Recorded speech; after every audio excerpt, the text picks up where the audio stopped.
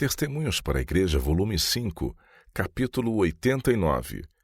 O caráter de Deus revelado em Cristo. Disse o Salvador: e a vida eterna é esta, que te conheçam a ti só, por único Deus verdadeiro, e a Jesus Cristo, a quem enviaste. João capítulo 17, verso 3. E Deus declarou por meio do profeta: não se glorie o sábio na sua sabedoria, nem se glorie o forte na sua força, não se glorie o rico nas suas riquezas. Mas o que se gloriar, glorie-se nisto, em me conhecer e saber que eu sou o Senhor, que faço beneficência, juízo e justiça na terra, porque destas coisas me agrado, diz o Senhor. Jeremias capítulo 9, versos 23 e 24. Homem algum sem auxílio divino pode atingir esse conhecimento de Deus. O apóstolo diz que o mundo não conheceu a Deus pela sua sabedoria. 1 Coríntios 1, 21. Cristo estava no mundo, e o mundo foi feito por ele, e o mundo não o conheceu. João capítulo 1, verso 10. Jesus declarou aos discípulos: ninguém conhece o Filho senão o Pai, e ninguém conhece o Pai senão o Filho, e aquele a quem o Filho quiser revelar. Mateus 11, 27. Naquela última oração por seus seguidores, antes de penetrar nas sombras do Getsemane, o Salvador elevou os olhos ao céu e, em piedade para com a ignorância dos homens caídos, disse: Pai justo, o mundo não te conheceu, mas eu te conheci. Manifestei o teu nome aos homens que do mundo me deste. João 17, versos 25 e 26. Desde o princípio, tem sido o plano estudado de Satanás fazer com que os homens se esqueçam de Deus de modo a dominá-los. Daí tem procurado desfigurar o caráter de Deus, levar os homens a nutrir uma falsa concepção a seu respeito. O Criador tem sido apresentado ao espírito deles revestido com os atributos do próprio príncipe do mal, arbitrário, severo e inexorável, para que seja temido, evitado e mesmo odiado pelos homens. Satanás esperava confundir por tal forma a mente daqueles a quem havia enganado, que excluíssem a Deus de suas cogitações. Então apagaria a imagem divina no homem e imprimiria sua própria semelhança na alma. Faria com que os homens se possuíssem de seu próprio espírito, escravizando-o à sua vontade. Foi mediante a falsificação do caráter de Deus e o instigar desconfiança contra ele que Satanás tentou Eva a transgredir. Devido ao pecado, foi a mente de nossos primeiros pais obscurecida, degradada sua natureza, e suas concepções acerca de Deus foram moldadas por sua própria estreiteza e egoísmo. E à medida que os homens se tornaram mais ousados no pecado, o conhecimento e o amor de Deus se desvaneceram da mente e do coração deles. Porquanto, tendo conhecido a Deus, não o glorificaram como Deus. Em seus discursos se desvaneceram e o seu coração insensato se obscureceu. Romanos 1, verso 21. Por vezes, a contenda de Satanás em busca do controle da família humana parecia coroada de êxito. Durante os séculos que precederam o primeiro advento de Cristo, o mundo parecia quase inteiramente sob o domínio do príncipe das trevas, e ele governava com poder terrível, como se por meio do pecado de nossos primeiros pais, os reinos do mundo se houvessem tornado de direito propriedade sua. O próprio povo do concerto, a quem Deus escolhera para preservar no mundo o seu conhecimento, tanto se apartara dele que perdera toda a verdadeira concepção de seu caráter. Cristo veio a fim de revelar Deus ao mundo como um Deus de amor, pleno de misericórdia, ternura e compaixão. A espessa escuridão com que Satanás se esforçara por circundar o trono da divindade foi dissipada pelo Redentor do mundo, e o Pai mais uma vez se manifestou aos homens como a luz da vida. Quando Filipe foi até Jesus pedindo: mostra-nos o Pai, o que nos basta, o Salvador respondeu-lhe: estou há tanto tempo convosco e não me tendes conhecido, Filipe? Quem vê a mim, vê o Pai. E como dizes tu, mostra-nos o Pai. João capítulo 14, versos 8 e 9. Cristo declara-se enviado ao mundo como representante do Pai.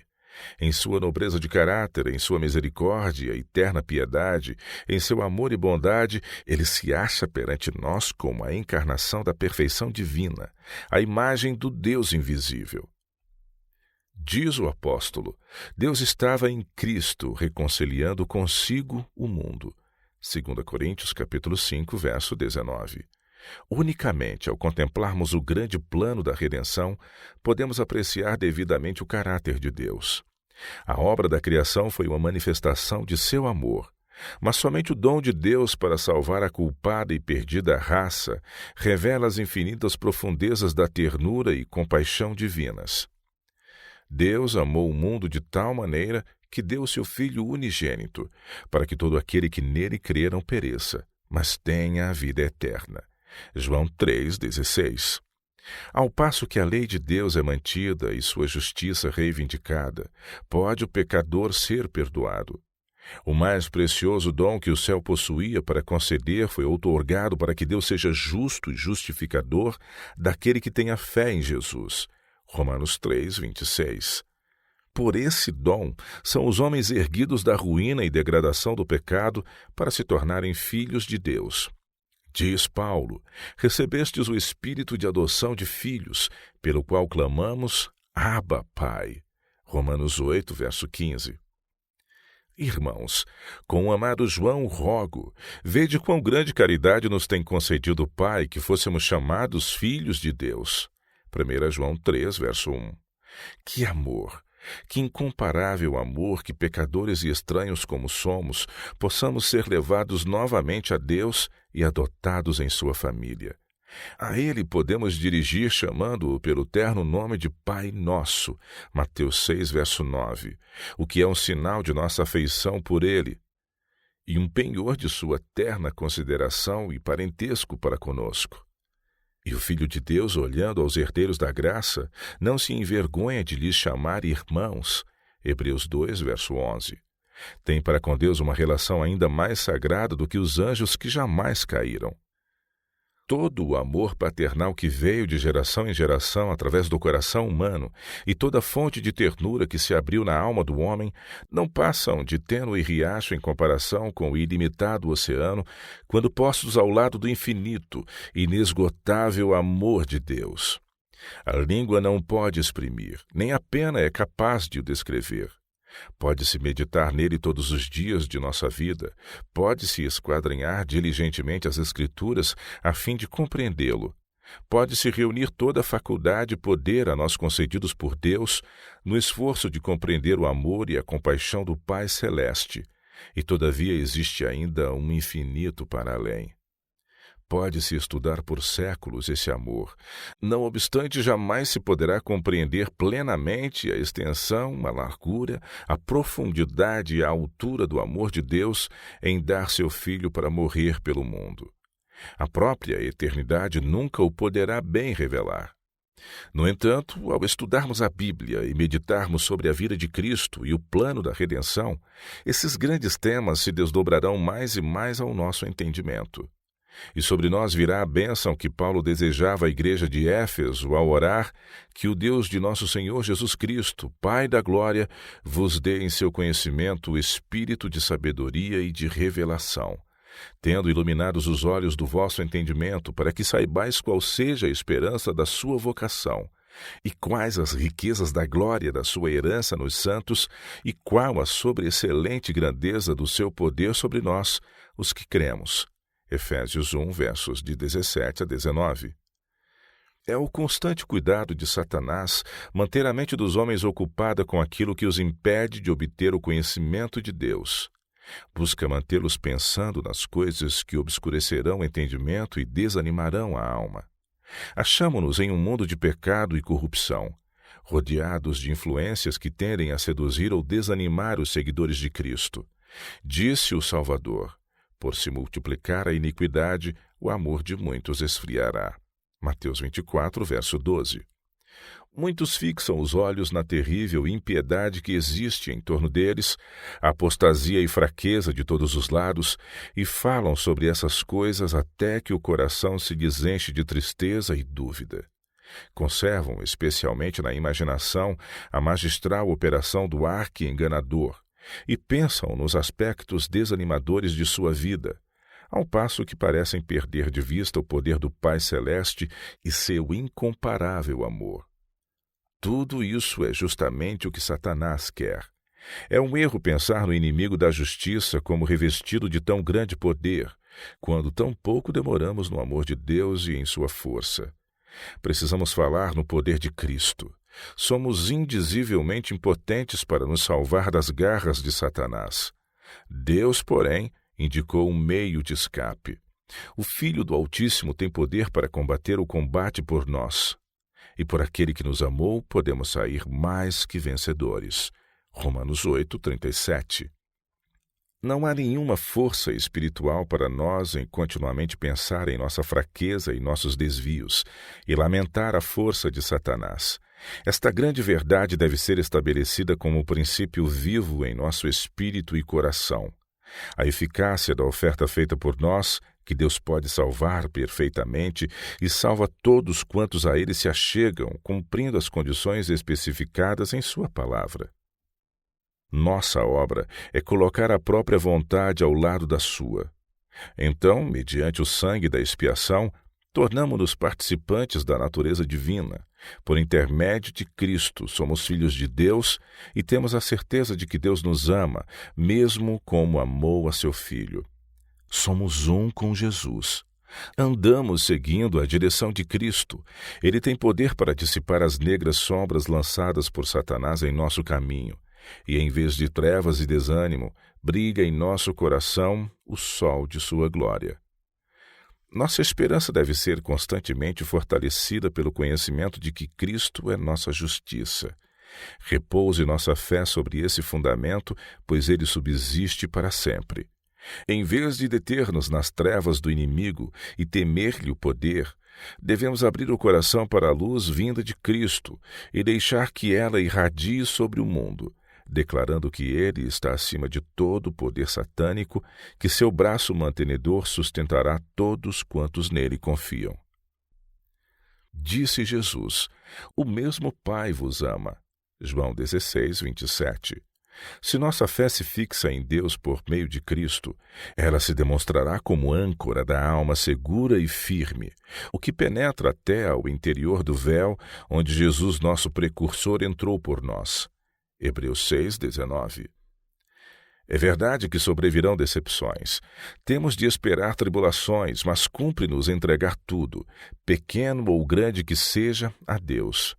Ele não fica perplexo com a multidão de nossos pesares, nem sobrecarregado pelo peso de nossas preocupações. Seu vigilante cuidado estende-se a cada família, circunda cada pessoa. Ele se interessa em todos os nossos negócios e dores. Observa cada lágrima, é tocado pelo sentimento de nossas enfermidades. Todas as aflições e provas que nos sobrevêm aqui são permitidas a fim de operar em seus desígnios de amor a nosso respeito, para sermos participantes da sua santidade, Hebreus 12:10, e assim nos tornarmos participantes daquela plenitude de alegria que se encontra em sua presença. O Deus deste século cegou os entendimentos dos incrédulos para que lhes não resplandeça a luz do Evangelho da glória de Cristo, que é a imagem de Deus. 2 Coríntios 4, verso 4. Mas a Bíblia apresenta-nos, nos termos mais vigorosos, a importância de obter o conhecimento de Deus. Diz Pedro: graça e paz vos sejam multiplicadas pelo conhecimento de Deus e de Jesus nosso Senhor. Seu divino poder nos deu tudo o que diz respeito à vida e piedade, pelo conhecimento daquele que nos chamou por sua glória e virtude. 2 Pedro 1, versos 2 e 3. E a Escritura nos manda: une-te, pois, a ele, e tem paz. Jó 22, 21. Deus nos ordenou: sede santos, porque eu sou santo. 1 Pedro 1, 16. E um inspirado apóstolo declara que sem santidade ninguém verá o Senhor. Hebreus 12, verso 14. Santidade é harmonia com Deus. Pelo pecado, a imagem divina foi desfigurada no homem e quase obliterada. E é a obra do Evangelho restaurar o que se havia perdido, e cumpre-nos cooperar com o agente divino nessa obra. E como podemos chegar à harmonia com Deus, como nos é possível receber-lhe a imagem, a menos que obtenhamos conhecimento a seu respeito? Foi esse conhecimento que Cristo veio ao mundo para nos revelar. A deficiente visão que muitos têm do ofício e caráter de Cristo tem-lhes estreitado a experiência religiosa, prejudicando grandemente o progresso na vida divina. A religião pessoal entre nós como um povo acha-se pouco valorizada. Há muita fama, muito equipamento, muita promessa, mas algo mais profundo e mais sólido precisa ser introduzido em nossa vida religiosa. Com todos os nossos recursos, nossas casas publicadoras, escolas, hospitais e muitas outras vantagens, era para estarmos incomparavelmente mais adiantados do que nos encontramos. A obra do cristão nesta vida é representar a Cristo perante o mundo, revelando na vida e no caráter o bendito Jesus. Se Deus nos tem dado luz, é para que a revelemos aos outros. Mas, em comparação com a luz que temos recebido e as oportunidades e privilégios a nós concedidos para alcançar o coração do povo, os resultados de nossa obra até aqui têm sido demasiado pequenos. É desígnio de Deus que a verdade que nos apresentou ao entendimento produza mais frutos do que tem apresentado até agora.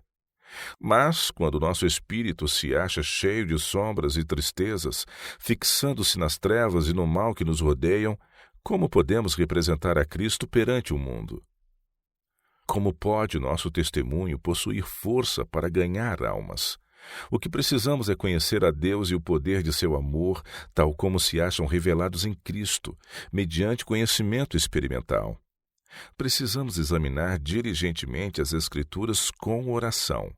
Nosso entendimento deve ser avivado pelo Espírito Santo e o coração erguido a Deus com fé, esperança e contínuo louvor. Por meio dos méritos de Cristo, de sua justiça, que pela fé nos são imputados, cumpre-nos atingir a perfeição do caráter cristão. Nossa obra diária e de cada momento é salientada nas palavras do apóstolo, olhando para Jesus, autor e consumador da fé. Hebreus 12, verso 2.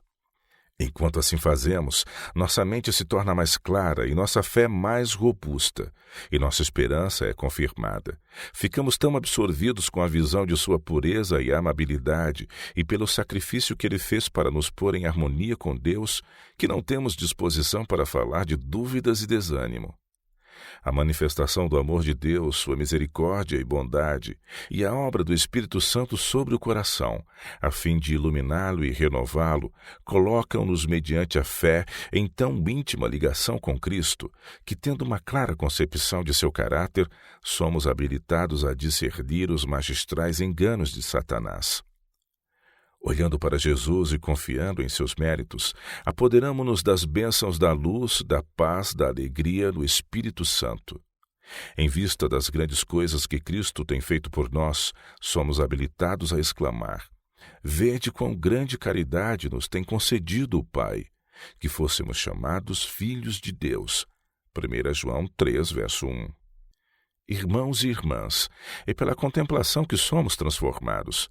Fixando-nos no amor de Deus e nosso Salvador, mediante a contemplação da perfeição do caráter divino e reclamando a justiça de Cristo como sendo nossa pela fé, haveremos de ser transformados à mesma imagem. Não reunamos, pois, todos os quadros desagradáveis, iniquidades, corrupções e decepções, provas do poder de Satanás, a fim de os suspender nas paredes da memória, para falar e lamentar sobre essas coisas, até que todos fiquem completamente desanimados. Uma alma desanimada é um corpo entenebrecido, não deixando de receber ele somente a luz de Deus, mas impedindo-a de atingir aos outros. Satanás gosta de ver o efeito dos quadros de seus triunfos, tornando as criaturas humanas destituídas de fé e desalentadas. Graças a Deus, quadros mais luminosos e animadores são-nos apresentados pelo Senhor. Agrupemos as benditas afirmações de seu amor como preciosos tesouros, a fim de que as possamos continuamente contemplar.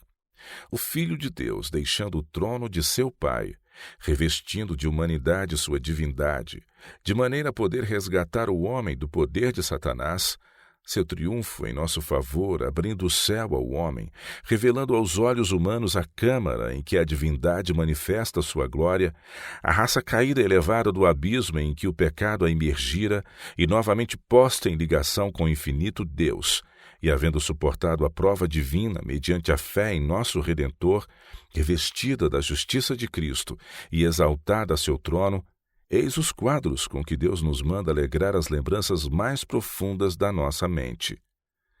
E, não atentando nós nas coisas que se veem, mas nas que se não veem, verificaremos que nossa leve e momentânea tribulação produz para nós um peso eterno de glória muito excelente. 2 Coríntios 4, versos 18 e 17.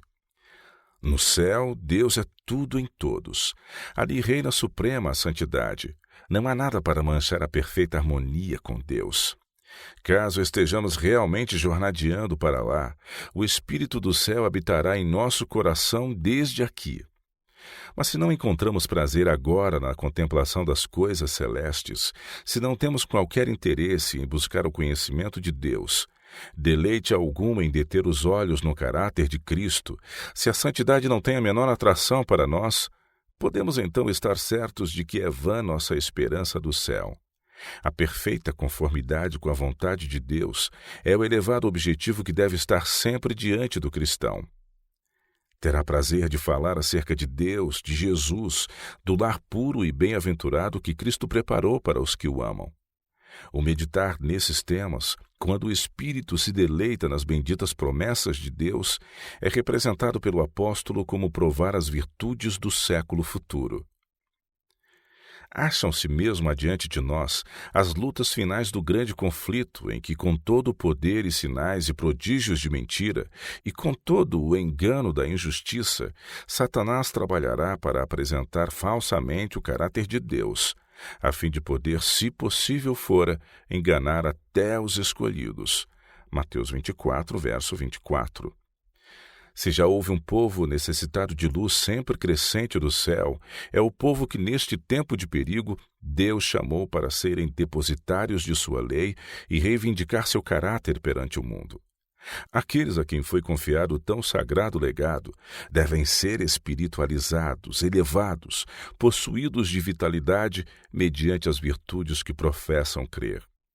Jamais a Igreja necessitou tanto e nunca foi Deus tão solícito para que ela fruísse a experiência descrita na carta de Paulo aos Colossenses quando escreveu: Nós não cessamos de orar por vós e de pedir que sejais cheios do conhecimento da sua vontade em toda a sabedoria e inteligência espiritual, para que possais andar dignamente diante do Senhor, agradando-lhe em tudo, frutificando em toda boa obra e crescendo no conhecimento de Deus. Colossenses 1, versos 9 e 10.